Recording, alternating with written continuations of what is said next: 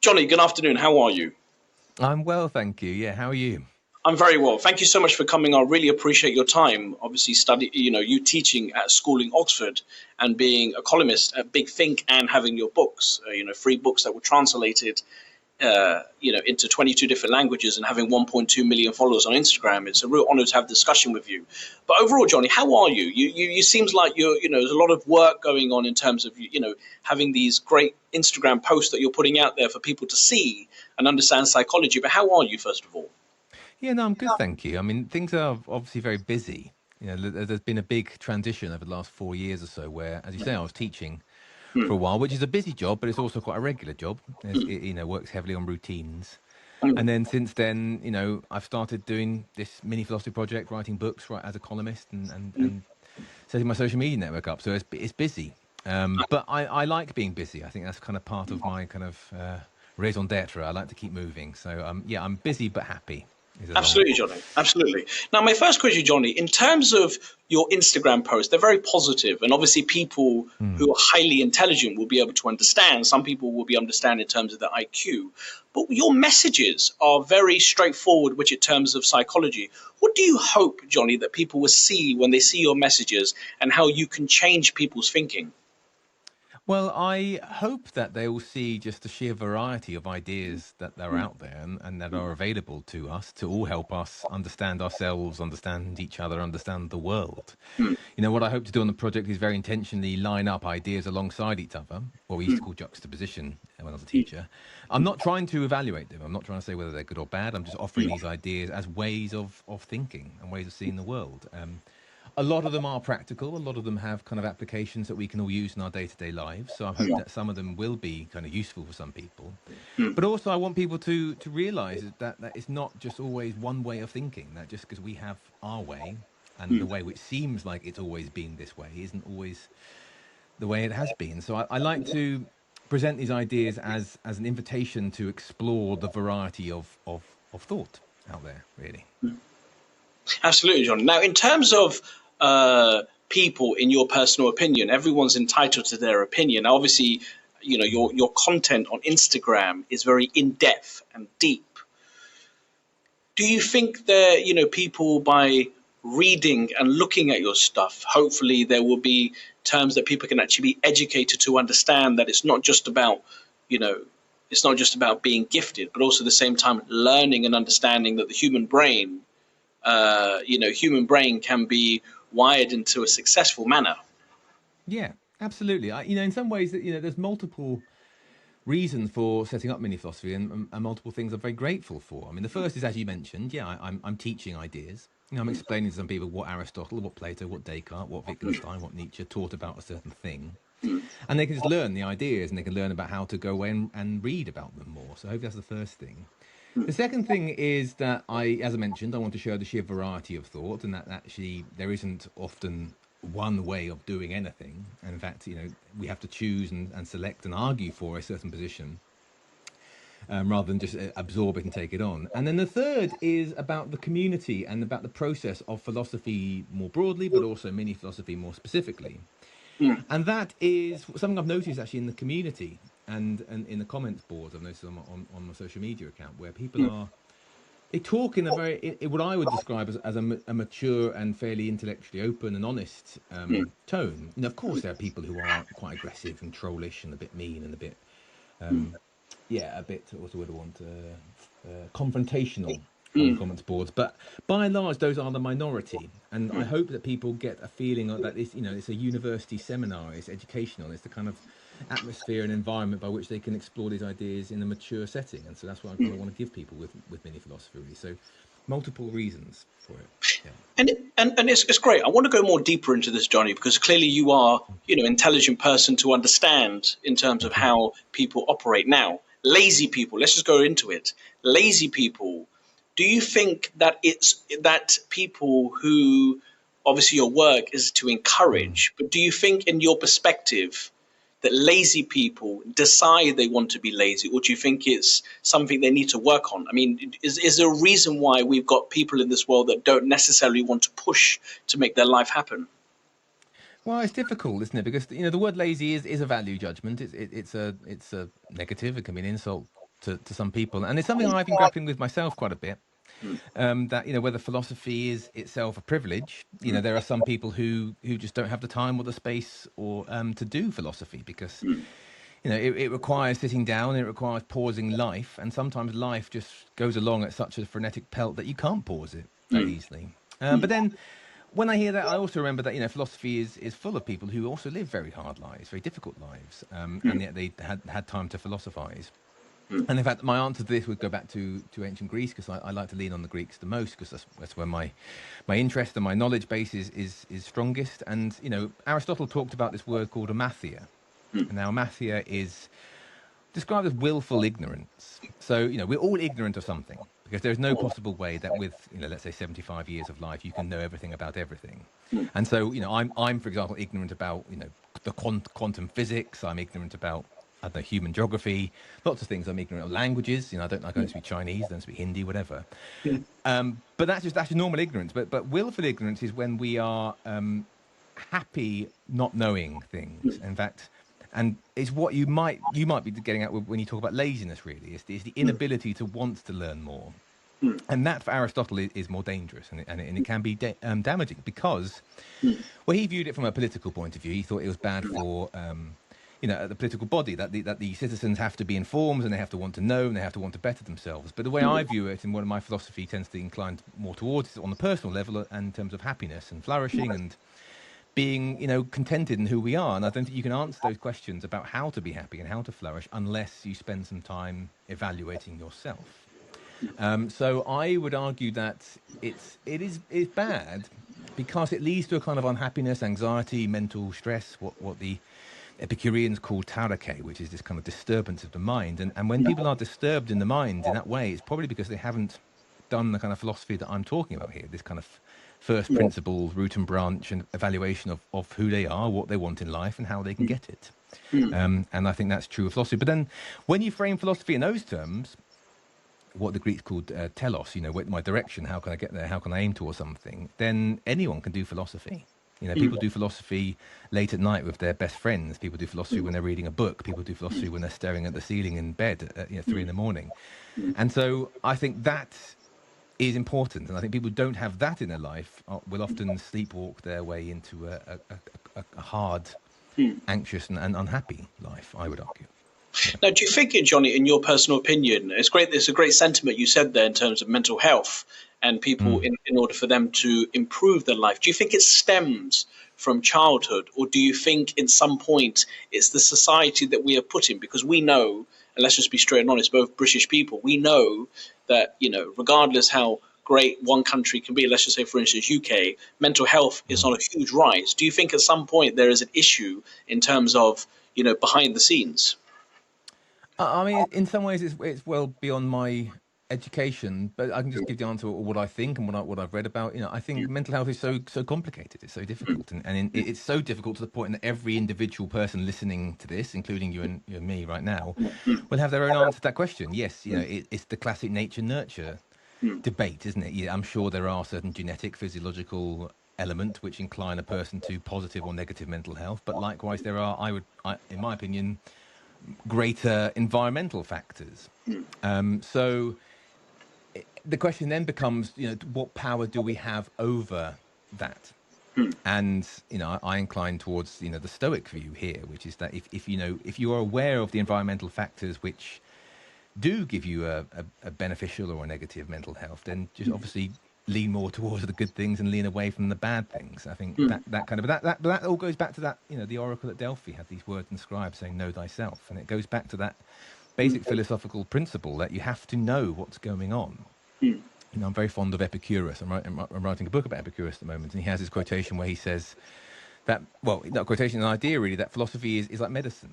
It's very good at diagnosing what is going on in your life. So it's very good at introspecting, meditating, reflecting what's bad, but also offering solutions to that. So, yeah, in terms of childhood, yes, I'm sure everyone's childhood affects who they are in later life, because that's how your brain is developed in those kind of developmental periods where you're essentially learning how to adapt to the world. That's what our brain does. That's what it's been evolved to do. It adapts to the environment you present it. But then the question for me and the question for the Greeks, and I think we're all wrestling with today, is to what extent do we then have control over that in the future?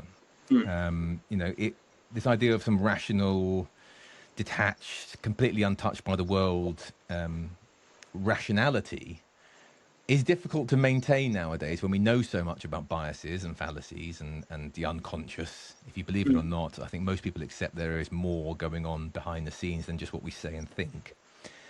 It's hard to reach that classical ancient Platonic idea of rationality. And yet at the same time, I think there's a risk we go too far the other way, where we then just become passive windsocks, blown about by the strongest gales, and you don't take any responsibility and take any ownership of your actions and your thoughts. And that's why I do think the Epicureans and the Stoics were ahead of their time in that respect. They acknowledge both of those things as being true, that the world can sometimes be, buffeting and be stormy and terrible, and yet at the same time we have control over where we go into the storms or away to the storms and how to ride those storms. So life is always finding that balance, what the Stoics call the dichotomy of control.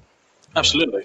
Now, people will also say, Jonny, by listening to this conversation, listen to your answers, which clearly are, very respectful. But at the same time, obviously, people will say, well, I'm not fortunate enough to be able to afford education.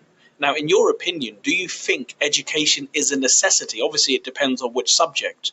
But do you think it's because some people are not able to afford economically? How can people, because when they comment on this, they're going to say, well, great, it's great that we can understand this, but at the same time, economically, I cannot afford to go to university. Do you think university is a necessity? Is it a necessity? No, it's not a necessity, no, because that implies that you can't live without university, and that's patently wrong, because people lived before university and they live outside the university system. But in some ways, there's three different kinds of education, isn't there? There's the education which gets you a certificate. You go to a business college, it gets you a nice certificate, an MA, whatever, a BA, or and then you get a good job as a result of it. That your future earnings and your future material success are tied to your education. Fine. There's the other kind of education where people are giving you information that you couldn't get yourself. So, for example, I probably would need a mechanic or a scientist to tell me things about the world that I just wouldn't ever be able to work out myself. Like, the idea of electricity, for example. I need a physicist to tell me what's going on with electricity, or a textbook. That's a different kind of education.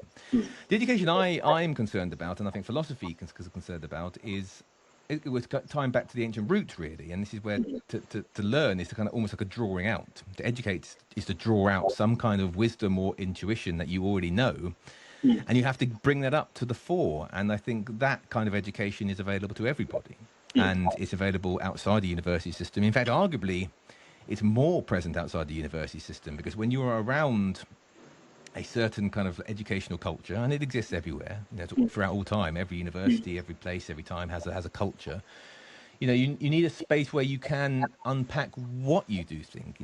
Emerson talked about this in terms of self-reliance, and in terms of your own thoughts, your own opinions, and don't rely on what you're being told and what you're digesting. But that, I think, requires what the Epicureans call parrhesia, which is honesty, frankness, and the willingness to face down your own internal life, inner values and stuff. And that happens through philosophy, contemplation, meditation, this idea of, Descartes in his stove-heated room, thinking really hard to come up with one of the greatest texts in philosophical history. But also, I would argue it comes through conversation, what a lot of us call today therapy. But I would argue that therapy is a very modern bolting on of a very ancient idea, which is talking deeply with someone you trust about things which matter.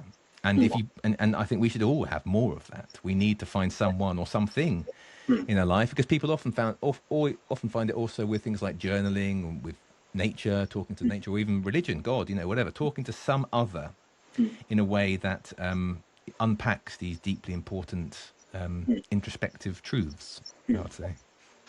Do you also have struggles, Jonny? I think it's great as an author, yes, we've spoken about other people, but about you as an individual.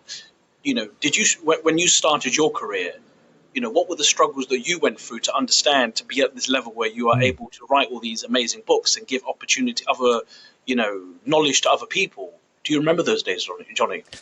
Yeah, I mean, I think everybody's struggling. In some ways, life is struggle. That sounds very pessimistic. I don't mean it in a pessimistic way. I think life is always about uncovering or discovering new things about yourself and about the world. And I think when I first started this mini philosophy project, when I first became a writer, it was very exciting.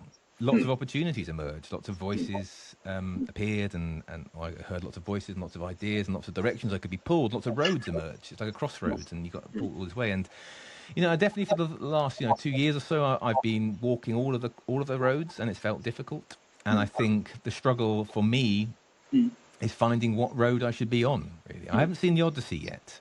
I really want to see the Odyssey, but a lot of the commentary I've read about it, and what I know about before, the Stoics commented on Homer as well back in the day, is that the Odyssey is in some ways about homecoming. It's about somebody trying to go home despite all of these temptations of immortality, great power, whatever, beauty, wonderful women, whatever, and Odysseus is trying to get home, which is kind of where he belongs. And I think in some respects, I'm very sympathetic to that idea that there is a path that feels right and is good for me. And so much of life is keeping on that path, really. And so that's the struggle. There are always temptations. There are always sirens luring you to the rocks, or witches wanting to keep you on the island, whatever, or cyclopses to fight. But, along the way, you've got to try and find the path back home. That's the struggle, I think. For me, does that answer your question, or have I just hidden myself behind? It's amazing. I was very, very happy. Prose. Now in terms of, are you content though, Jonny? I mean, your posts on Instagram are all about how you to elevate your life, but in terms of you as an author and as someone who understands how as a philosopher works, are you content in your life, or do you want more, Jonny? Yeah, well, I mean, there's kind of two different kinds of contentment, really. The first is the stuff which you see from from the view of eternity and from my deathbed view. Like, if I look back on this period in my life, will I say it's contented? Yeah, I think I will. I've got no real financial problems. I've got most of my health. I'm getting a bit old, but I've got most of my health. I've got a family, and I see my friends regularly. I think this is a contented period of my life. And the second bit is on the day-to-day, moment-to-moment basis, am I contented? And that's slightly more difficult because everybody has to try to appreciate that, I think. And I do try better to do all of the things that most of your listeners and people will know about, which is like gratitude exercises, mindfulness, appreciating what you have in the moment and stuff. And I do try to pull my mind back towards that.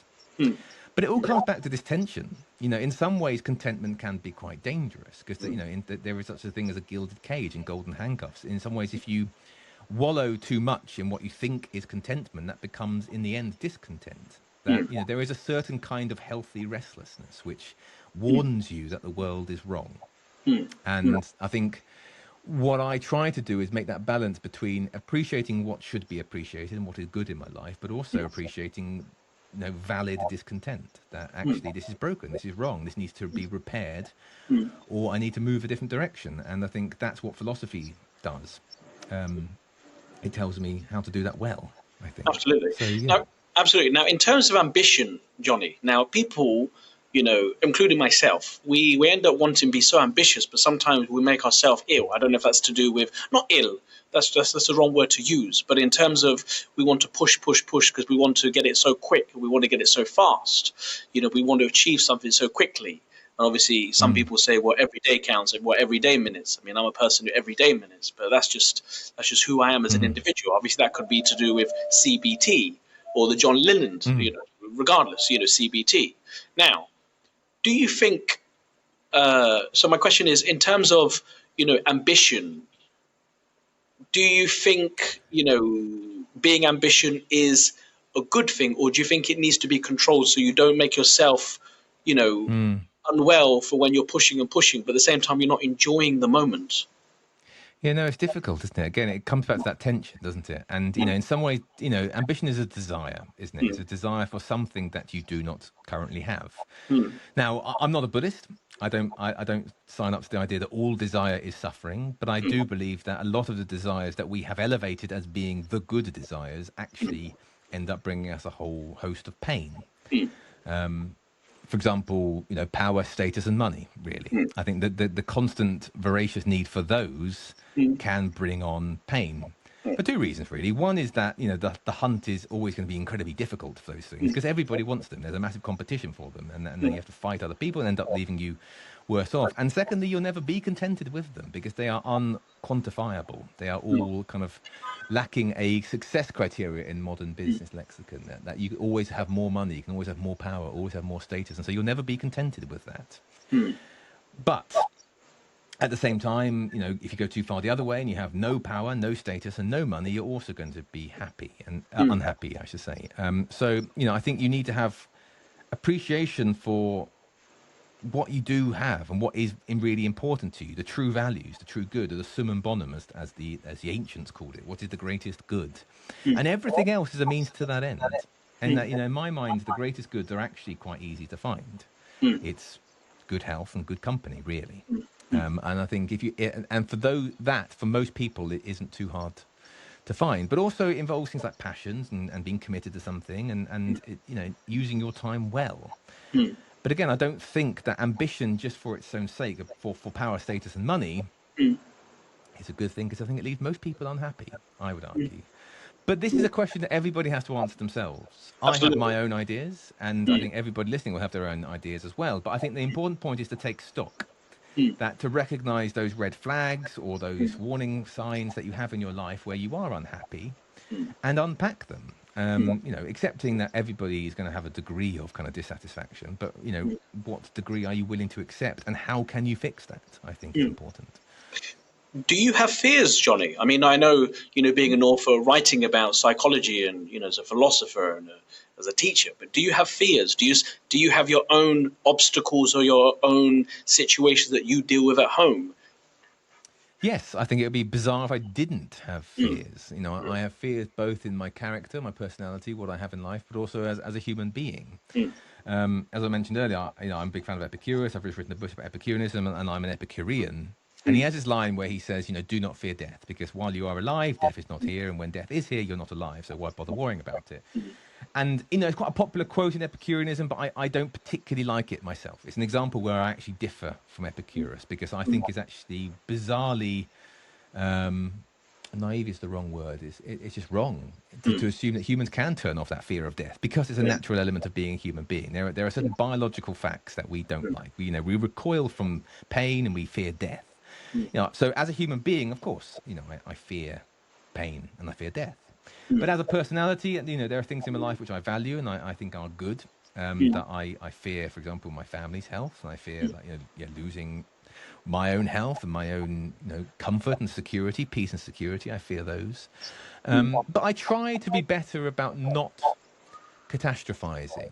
The Stoics, who are cousins of the Epicureans, they have this the meditation, the premeditato malorum, which is where you catastrophize. You think about everything that could go wrong, and you have all of these fears. You live them in the morning, but then you make a plan, so you defang those fears, and you can go back living your life. And I think that is good to an extent, but I try not to do that myself, because I'm the kind of personality that if I do too much catastrophizing, I would then spiral into them. I'd start living the catastrophes. There's a certain self-fulfilling element to catastrophizing. But I do have fears as a person, but also as a human being. I think it would be bizarre, borderline broken, to hear somebody say they had no fear whatsoever. Absolutely, Jonny. Absolutely. Now, my other question now is, in terms of, we know that people can behave differently in terms of positive and negative. And obviously we know there's people out there that can use their mind to be evil, or their personality to be evil, and at the same time, obviously, their personality to be good. Majority, most people are good, but there are people out there that you have to be careful of. Is there a reason why there are people, in your opinion, out there in the world that are, that can be evil at times, or they have this sort of thing where they can't switch off and they want to do bad, not just saying for the world, but some people, they want to, let's just say, for instance, as a human mind, you go into a supermarket and you want to steal something, even though you can afford it, but obviously it's the thrill of doing that situation. Does that come from lack of support or love from parents, that they are not given the attention they deserve? Yeah, possibly. I mean, there is a long philosophical tradition which goes back to Plato, is Aristotle, but it picks up with Kant as well, which says that there isn't such a good as an evil as forces in the universe. There's no kind of like some kind of Catholic or religious or Zoroastrian good versus evil, light versus dark. In fact, all evil comes from ignorance. It comes from lack of knowledge, and I am sympathetic to that idea. I do think that, no one, Kant makes this point, that no one sees themselves as evil. No one thinks, right, I'm the evil person, I'm going to go about doing this thing because it is evil. And if they are those kind of people, we'd probably call them psychopathic, wouldn't you? They exist in comic books and in Lord of the Rings, people who deliberately do evil. But even then, even the Dark Lord Sauron had a strange kind of rationalization to what he was doing. And so with the stealing example, people think that, this stealing, they don't think they are doing evil in that sense. They think that it might make them happy. It might bring them comfort and security. They might be looking after their loved ones. They might even, see it as some kind of weird anarchic communist kind of revolution against capitalism. Who knows? There might be all sorts of reasons why people might be stealing. And in each case, they are never the bad guy, because they have rationalized it. And in that sense, I would agree with the Greeks that, it's a lack of knowledge. It's lack of knowing what makes you happy in that case. And so when you realize that being on good terms with other people, being in loving and important relationships with friends and family, and also contributing to society, and being kind to other people and virtuous to other people is the best way to be happy. That knowledge is important, and I think when you have that knowledge, then you will act virtuously. So I don't think there is good and evil in the world. I don't think there are good and bad people. I think people just haven't got the knowledge by which to act properly. Now, you mentioned parents, and often a lot of that comes from parenting, and Plato talks about this as education is the most important thing, because we need to teach children what matters in life, what is valuable, and how to achieve those values as well. And if we don't teach those, then people will grow up valueless, and that's when they start chasing the wrong values, and that's when their behaviors start to look evil or bad to us, because they are chasing the wrong values. They might be chasing the validation of another gang member. They might be chasing some status on social media. They might be chasing money because that's what they've been told is the value. And so they will chase those things rather than being taught the true values, which, in Plato's day was courage and justice and truth. And I would argue it's probably a little bit more kind of like communitarian than that. It's more kind of taking a place in a family or in a group. But whatever it is, I think we need to learn what those values are. And when people are valueless, they become untethered. And when they're untethered, they become a bit dangerous, I would argue. Do we blame the parents, though, Jonny? Is it the parents' fault? And let's just be direct and straight, because obviously, with all due respect, parents have a responsibility to upbring and bring up the child in a good way or a bad way, regardless. But it's how they treat them once for your father and mother. If they treat you badly, then obviously the child obviously reacts badly to the world. Do we blame the parents?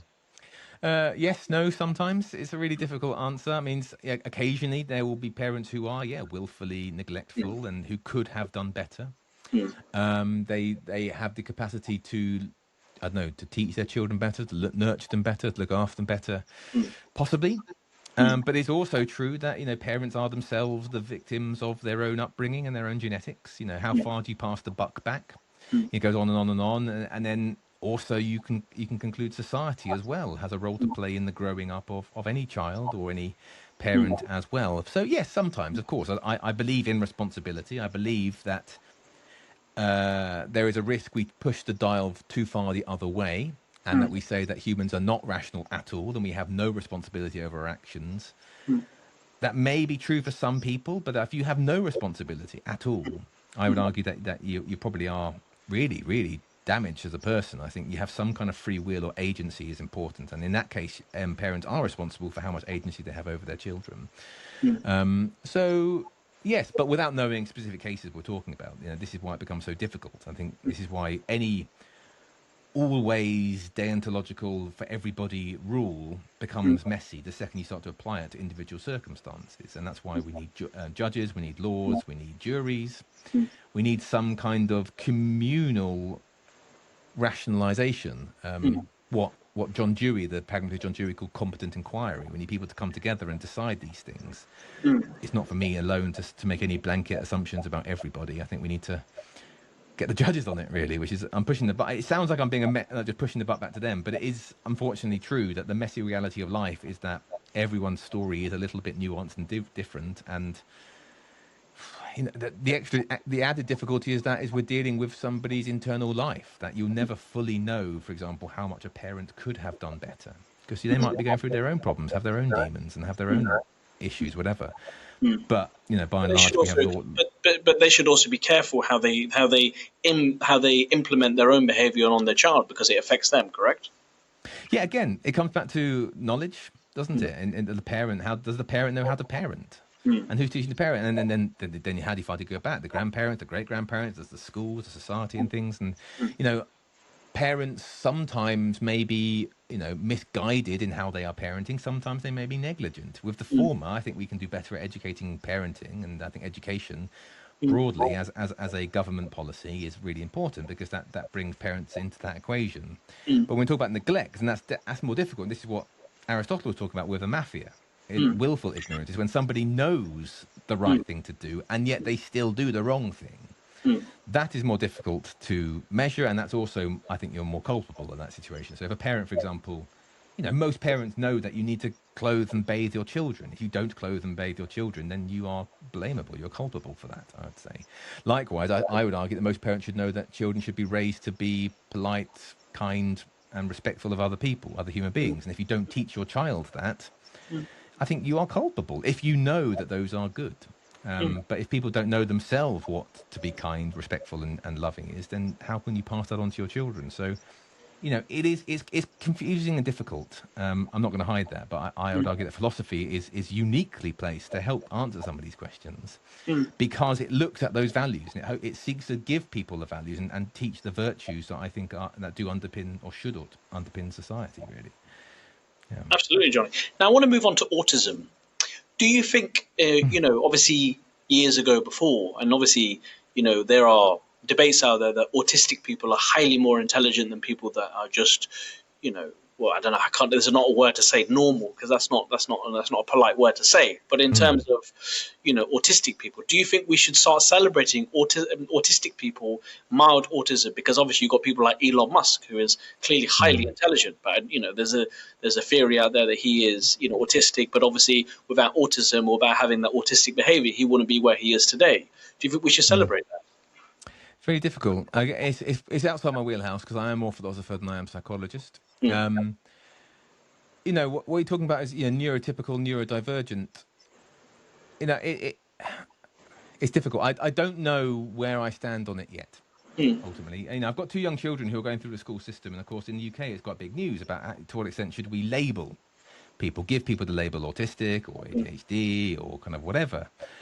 And to some extent, I would argue you should push the dial right down to its most discrete atomistic level, where you say that every individual listening to this, and you and I, have our own individual brains, and that is it. That's all we have.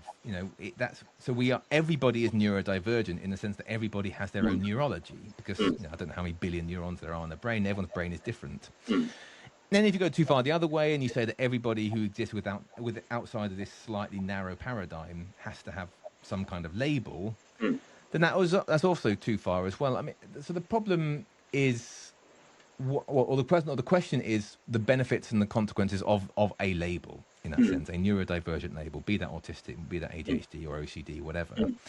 If that label makes somebody's life worse off, or it somehow disempowers them, gives them excuses for their behaviour, or less responsible for what they're doing, then arguably that they are worse off for that, because that's not a good state. No one likes being trapped, not even by our own neurology. No one likes being imprisoned in that sense. But on the other hand, what seems to be the case is that these labels are useful, because they give people the tools by which to understand people more. They are tools of empathy. And tools of practicality, in the classroom as well. A teacher knows a kid, for example, has ADHD or OCD. They can help, strategize towards that. But also, in terms of our interaction with other people, knowing that somebody is neurodivergent allows you to understand and empathize with them a bit better. But then that doesn't necessarily need to happen with a label. I would argue good empathy, good people just treat the person they have in the room in front of them. Absolutely. If somebody is behaving in a certain way or does a certain thing, you explore that, you understand that, you try to unpack who they are as a human being. And I think that's arguably more important than saying, "Oh, you are a certain type of person, therefore I have to talk to you about this." I think just play the cards that you're dealt and interact with the people that you have in the room. I would say. Are you a good judge of character, Johnny? Try to be. I think I've got quite good emotional intelligence, and I try to ask good questions. I've certainly not lost. I've certainly broken a few conversations by asking questions which are probably some people view as being a bit too introspective. But I like to have those questions. I like to ask people the questions, and I think yeah, personal interaction with other people is a combination of judging what you're seeing and hearing the unsaid words and looking at the body behavior and body language and stuff, but also taking what people say on at face value as well. You have to ask questions. You have to understand people. You have to try to learn what they're about. But what I should say, interestingly, which I think we lack in modern society, is just sheer time around other people. That most of our interactions with people are fleeting, and it's very short-lived. It's at work, it's in at Christmas or at birthday parties, at special occasions, whatever. And we don't spend the sheer amount of time they used to spend each other in the ancient world, but also in relatively modern history. People just go to war or in jobs or around the home and in the villages and towns and stuff. They spend sheer amounts of time with people, and so you get to understand the full richness of their character in a way that you just possibly can't in an hour's coffee catch up with somebody, because it's always going to be superficial, it's always going to be a front, and it's always going to be short. So you need to push through that to have time. And so I understand people I see a lot, and I think they understand me, but I don't think that's the hellish condition of being a human, that there's always this barrier, this gap between who I am and who other people are, and so much of life is trying to bridge that, to feel understood and to feel heard and stuff. But do you think you are a good judge of people? It's a very good question. I think I'm very highly aware of. I'm very high awareness. It's a brilliant question you asked. I'm quite high. I'm very aware, but I also keep my thoughts to myself, even though. But it's a brilliant question you asked me.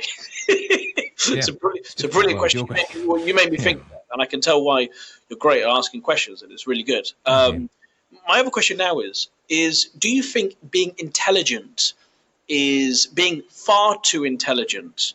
Obviously that depends on learning, being gifted, or born with intelligence. Do you think being far too intelligent is bad for the brain? I know you're probably thinking, what do you mean by that? But I'm talking about too much pressure, too much overthinking, too much aspirations, too much ambition. Do you think there should be? Obviously, we don't know. I mean, it's a very peculiar question I'm asking, but I'm trying to get it around in terms of my real question is, I think you understand. I think I know what you're getting at. There is some data, for example, to show that people who have a higher IQ tend to be lonelier. And they find it hard to make friends, and they tend to also have higher cases of things like depression and other certain those labels you mentioned earlier, ADHD, whatever. So, in some ways, the question comes back to, is there such a thing as overthinking? And I think there is in that case, isn't there? And it all comes back to that question of what is making you happy, what is not making you happy, isn't it? I think when you are spiraling, obsessing, fixating on something, then that's not a happy state of mind and stuff. And so you need to kind of work on strategies to get out of that. I would argue talking therapy is probably the best way to do that, but there are other ways available. But I think just as a sheer empirical statement, it does seem to correlate that people who have a high IQ are worse off in the sense of the factors we mentioned. But then how much of that is cultural? How much of that is the fact that, we don't understand people who have a certain higher IQ, or, that the relationships are built on a certain method or certain ways, maybe like, doing certain things is dependent on having friends. I don't know. So, empirically, it seems to be what you're saying is true, but is there such a thing as overthinking? Yes, I think there is. And I think, people need to work on strategies to resolve that or alleviate that. To be successful, do you think being obsessed is a good thing or a bad thing? Because obviously, let's just put it in prime example. As yourself, you've launched 3 books, 22 different languages. That's not easy. And also being, teaching in a school in Oxford, and obviously being a columnist, a big thinker. Obviously, this is not just an average, normal job. You've had to, be obsessed. Do you think obsession is a good thing in order to, create your business? It's very kind of you to say all those things. Yes. I wouldn't use the word obsession, but I know what you're getting at. I think the spirit of your question is, I think you have to be committed to something. I think you have to be passionate about something, and you have to do that job that doesn't feel like a job. You know, there's this quite, it's a LinkedIn cliche now called ikigai, which is like this Japanese idea about what makes your perfect vocation, and it's, you know, what you're good at, what you paid for, and, you know, essentially what you're passionate about. And I think everybody needs to find that passion. I need to find something that they can do for hours at a time, and it doesn't feel like a job. And I've got that. I'm lucky. I'm so blessed that I have that right now. That I'm lucky enough to do a job that I could do. And I do. So occasionally my wife will head off with our kids. She'll go see a friend or some family, and I'll be left on my own because I've got either a meeting or a job. And I'll often do this. I'll often video edit. I'll often do my writing. I might, you know, read or watch some crappy stuff on TV, whatever. But, you know, a lot of the time I will do what I like. And so I wouldn't use the word obsession, because the word obsession is negatively charged. I would use the word I'm doing what I'm passionate about. In fact, obsession, it becomes obsession when it becomes negatively charged, when it becomes dangerous, when it starts to, you know, if I don't eat, for example. Imagine, you know, I had one friend who he was a physicist, and he would work so hard at physics in CERN in Switzerland that he had to be told by his colleagues to eat. He'd go days without eating food. And I would argue that's when it's probably becoming a little bit obsessive, because that at that point, you know, is causing you actual physical harm. But I would say that, you know, if you find your passion, find what you love doing, then it doesn't feel like an obsession. And that's where I think success lies, ultimately. Yeah, and I should say that, you know, some people, you know, want money as well, and maybe some people are driven by money, and that's what they want to see. And I know some people, for example, who, I've got a friend of mine who's very rich, very, very well off, has lots of money, and they said to me they view the money in the bank almost like a computer game. It ticks up and it ticks down, and you know, that kind of enjoyment of the process, you know. I mean, they're very privileged to be able to see it like a game, but, you know, they view it in that kind of way, and that's similarly, they've got a passion. So yeah, thank you for saying that, but it's kind of, I'm lucky enough to find my passion. Absolutely. I'm going to ask you a very more deep question, Jonny. Now, your content, I've studied your content for hours and hours this week, you know, and it was great to have, you know, it's great. It's an honor to have you on the show. And I want to ask the question in terms of a very deep psychology question, because your content is yes, at the same time, it's all about how to change your life, how to change your mindset, social anxiety, you know, etc. But also at the same time, if someone who is intelligent actually reads or sees your content, obviously they'll see that this is also risk taking as well. And what I mean by that is, you know, if somebody wants to change their mind and then say, well, I want to get out, I don't want to work in 9 to 5 anymore, and I'm looking at what Jonny's saying, and at the same time they can see that, you know, just imagine they don't have a safety net anymore, and they want to, because in life you have to take risks. Do you think risk taking without having a safety net anymore, taking away that safety net economically in order to, do you think that's a useful thing? Yeah. I don't think you do have to take risks in life. I think, again, goes back to what we were saying earlier, that I think different people have different degrees of risk aversion. Some people, yes, they thrive off that risk, and they enjoy that kind of risk, and they can sleep well with the presence of risk. In fact, I was with some friends over a couple of days ago, and we were talking about just this thing, that we were talking about, you know, what would you do if you got £1 million or $1 million, whatever, and stuff. And my answer was so boring that I said I'd put it in the bank and I'll just live off the interest for a while. That's how my mind works, because I value peace of mind and security more than the thrill of the risk of investing, or, you know, losing my savings or whatever. Some people aren't like that. You know, and I often talk about, you know, there was this big crossroad moment about 4 years ago when I was currently offered my now job at Big Think, and at the time, you know, I was in Oxford, I was just teaching, and what the option then? What should I do? Should I become a writer, or should I then leave this job in Oxford? And, you know, I often portray it as being, I took the riskier option, but it wasn't really a risk. I only jumped from the teaching job because there was something I could jump into. So personally, I don't like a life of excessive risk. Now, you're right in the sense that everybody has to do things which involve a degree of danger. But I drive to the shop to get my, you know, groceries, and I'm well aware that of traffic statistics that I could die every time I do so. It's very slim to none, but I still do that.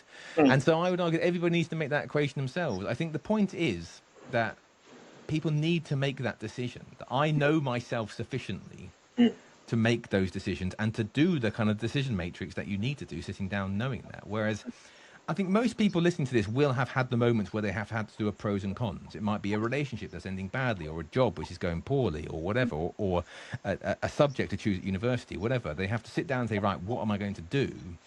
And they will do a kind of pros and cons of that. And what I'm saying, and philosophy is saying, is that actually that matrix, that decision process is better if you have the full details about who you are as well. And so in my own case, I know that I am quite risk averse. And so when I'm making a decision, I try to choose a life where I don't lose sleep, because I do lose sleep quite often. If I put all of my pension and my savings into a bet that, I don't know, Labour will win the next election, whatever, I wouldn't be happy with that. But some people would. Some people would like that. But not, for me, it wouldn't be that. Yeah. But they'll also say to you, Jonny, they'll also question probably this, or they'll probably say, well, okay, Jonny, fair enough. You've earned the life that you've earned. And at the same time, you've become, you've got the attraction, you've got the social media attraction, you've earned the life. But obviously some people are not very fortunate. They have to take, the risk, because obviously without no risk, you cannot become who you are. Do you support that? Do you support that ideology? Maybe. I don't think you necessarily have to. No. I think some people will, some people don't. I think everybody will be contented with a degree of whatever their life looks like. And I think I can't answer that question for other people. They will have only people listening to this will know if they are happy or they are not happy. I've written a book about what I think, or Epicurus would argue, are the key ingredients to happiness. And people can read that. I hope they read that and go away and think, yes, this might be right. But also, everybody's got to make that decision for them. And in fact, I'm very sympathetic to Jean-Paul Sartre in this respect. Sartre was the French existentialist, and his kid, a student of his, came up to him and said, Jean-Paul Sartre, what should I do? Should I, look after my sick mother, or should I join the French resistance? I don't know what to do. In some respects, he's asking, should I take this risk, or should I do the safe option? And Sartre says, no, I'm not going to tell you. I'm not going to do what you want me to do, which is you want me to take the responsibility away from you. So I can't tell anybody whether they should take a risk or they should not take a risk. What I can say to people, and what I do say to people, is that if you are unhappy, change that however you can. And I think everybody's got to do that. Sometimes, Jonny, it's great that you said that, but it's a great debate we're having. Now, sometimes some people come from low, poor economical backgrounds in terms of, mum and they come from the benefits, or they don't necessarily have the advantages that some people have, so they have to take that risk. Do you support that? Again, what do you mean by risks in that sense? Like, I think no, I don't think they have to take a risk. Everybody can take risk or not take risk in their life. Obviously it's sad that people have lived lives of poverty and hardship more than others, and that's bad. But I think individually people have to make their own decisions about how much or little risk they want. But if they want to launch a business, though, Jonny, and they know that if they don't start something soon, instead of working in Asda 9 to 5, and then they say, well, you know what, I'm going to launch something and get on with it, and if I fall, I fall, but I've got nothing else to lose because I'm already in the dumpster anyway, regardless. That's what they're probably thinking. Well, yeah, but that depends on the hypothetical if that they in that case have a trajectory, they have a position that they want to get to, which they think may be happier than what they have at the moment. Which may or may not be true, of course. But so let's say hypothetically they have decided that they think that this business will make them happier than living life in Asda at the moment, which doesn't necessarily need to be the case. Then fine, in which case the question again becomes empirical. What are the means by which I can do that? And I don't know enough about business practice to answer those questions, but it might be that there is a certain strategy you need to do that, and some of that might involve risk. But the risk of that, both in terms of the risk of failing, but also the anxiety of the risk, needs to be weighed up into the equation as well. I'm not saying that they should or should not do that. I'm saying to just do the thinking, do the rationalizing, do the hedonic calculus, really, I say, if you think that the business will make you happier. Yeah.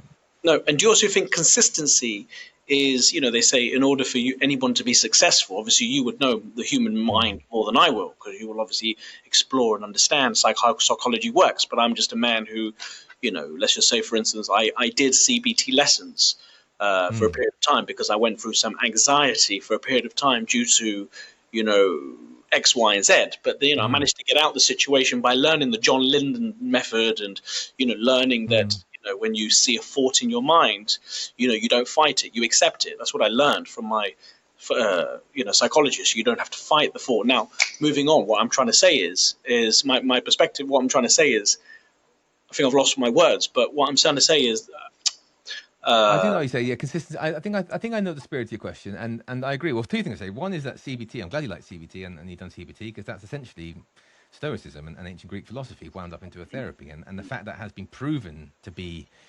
therapeutic, kind of lends credence to the idea that the ancient Greeks were onto something very useful. And the second thing you're saying, that the habit consistency, I think that is obviously very important. I think the mind gets into certain ruts, doesn't it? And the ancient Greek or the Epicureans called this a diatheses. These are ways of behaving that eventually kind of end up being a self-fulfilling way of thinking and prophecy, I should say. And I think that's why habits are really important, both ways. You can have negative habits, negative ways of thinking, and you get worn down in what Gabriel Marcel called crispations, a kind of shell. It kind of ties you and you feel worse off for it. But also you can work out how to not be that. You can be great. For example, gratitude. Talking about gratitude earlier. If you are grateful more and more and more, if you pause to appreciate how good things are and appreciate your health, and to whatever, to enjoy the sun on your face 4 times a day, or whatever, or just appreciate drinking of water, it happens more and more and more, because the mind is plastic in that sense. So I would say that habits and consistency are really important, but I should say you can take control of those. Lao Tzu, a Taoist, talks about this. He talks about an action becomes a virtue becomes a character. I'm paraphrasing it, but essentially that is true. That the more you do something, the more it becomes you. And we can be intentional about that. I think we ought to be intentional about that. Like in the same way that people go to the gym. Like if you go to the gym every day for I think it's a weirdly short period of time. I think it's only 3 months or something. You've got to do something before it starts becoming easier, or a habit even, I think. Last couple of questions, Jonny. Do you have any regrets in your life? Regrets in my life? I don't have many. Well, we all have regrets in our life, or things that we might have done differently, but I try not to regret, purely because I'm a different person now than I was making those decisions. It's hard to kind of go back and regret, because then it's asking me to be a different person. Weirdly, the only regret I really have in my life is that I should have chosen English literature rather than theatre studies at school, which is such a pathetically small regret that actually I quite enjoy talking about it. But no, I don't think I can regret, and I'm with Nietzsche on this. That I think that regret is almost always poisonous. And besides Jonny Nelson, besides what do you call it, the author, the social media, etc. Who are you behind all of the the books and the author and the intelligence? Who are you behind all of that? No, it's difficult. I mean, it's hard to say. That is the $64,000 question, isn't it? I think in some ways I am defined by my relationships. I'm defined by what I do in the world, and I am what I'm thinking right now. Who am I? That's quite a big philosophical question. What my personal identity is. I mean, do you, besides, besides the work, what do you like? What do you like? Do you go for a walk? Are you a deep thinker? In terms of hobby, yeah. Well, no, actually, weird enough. So I reserve my deep thinking for my job, really. So I write about philosophy and I read about philosophy during my work hours. And then the second I clock off, I'm essentially playing trains with my young children, or I'm reading really crappy fantasy books about dragons and wizards and dwarfs. I like to turn off my mind in those moments, and I enjoy that process. And it's all balance, isn't it? It's all balance. And I don't understand how anybody can saturate themselves in deep thinking for that long without it exhausting them, because it is exhausting. What I do is hard work. I'm talking about philosophy and reading and philosophy. Obviously, I'm not a minor. I'm not doing back-to-back late-night shifts and surgery in accident and emergency. But it's hard to carry on reading philosophy all of the time, and so I like to switch off. So what I do, I go for runs and I read books and I play make-believe with my young children. That's good, and that's the palate cleanser for me. And it's great that you spoke about your children. Do you want your children to follow in your footsteps? They want to, yeah. I mean, I'm doing my best, as I mentioned earlier, to instill in them certain values and virtues which I think make most people human and make people happy, I should say. Mm. But then there comes a point where they will have developed a sufficient degree of rationality that they need to take ownership of their own direction after that point. And I hope I have the the wisdom and the bravery to step back and let them do that. Often, hopefully at that point, I can become what Aristotle called the phronimos, a wise sage who they can turn to for advice. But after a certain point, you've got to stop pushing the bike and they've got to cycle themselves, haven't they? So I'm hoping that they can do that themselves. And I hope that I don't become such a disastrous role model that they think that what I did was a disaster. So, yeah, that's my, they can be who they want to be. It's their life, really, from here. The last deepest question I'm going to ask you, and probably a question that's going to be extremely deep. Now, they say your father and mother, if they're not intelligent, that the children, I mean, it's great that your content on social media, signifies that you have to change your life to make it better, etc., or at the same time, try and change your mind. But I want to know from you now, do you think, in your opinion, that, if your father and mother are not intelligent, then the child becomes not intelligent in terms of genetics? Or do you think, if your father or mother are intelligent and high IQ, that it will be transferred to the child and they have a better chance of having a beautiful life?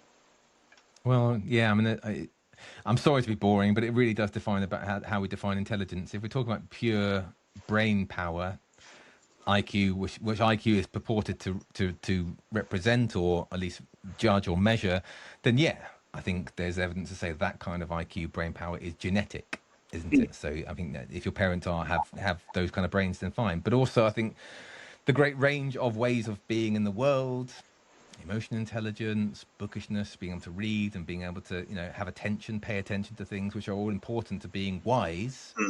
I would argue, if not intelligent in the IQ sense, I think those can be learned in all sorts of factors. I don't think parents, obviously, for most people, one of the most dominant defining factors in who we become, but also there are friends, there is family, there's the internet these days, there's your culture, society, the times you live in, all of those big things weigh in on you. So, yeah, if we're talking about raw brain power, then yes, that's proven need to be genetic, I think. But the other elements of wisdom, I think, are well within most people's power to change, I would say. And what advice would you, and my last question, what advice would you give to young people who are suffering today in terms of psychology? They're reading your content and seeing it, but they're not really understanding the knowledge of what you, because they're not intelligent or the IQ, but they have issues in their life that they can't really understand it. They see it, but they can't absorb it. What would you tell them? Yeah, read more and talk more. I'd say that's all philosophy is, really. Read more interesting stuff, challenging stuff, a variety of stuff, different ideas, but also talk to people about things which aren't just football, movies and the weather. Talk about stuff which matters, because in that dialectic, in that conversation, you will find stuff about yourself that you didn't know existed. I love that. I think education is that kind of like, it's a drawing out, and I think that's the only way to do it, is talk to people in a way which is interesting and deep. So I think that's the only advice I'd give, really. Absolutely, Jonny. Yeah. Jonny, it was a complete honor to have this conversation with you. Thank you. Thank you very much for such a raw and deep conversation. It really was great to understand you and how you are as a person, and to have your thoughts. So thank you, Jonny, once again. Thank you. Good luck with it. Let me know when it comes out, and I'll... Thank you.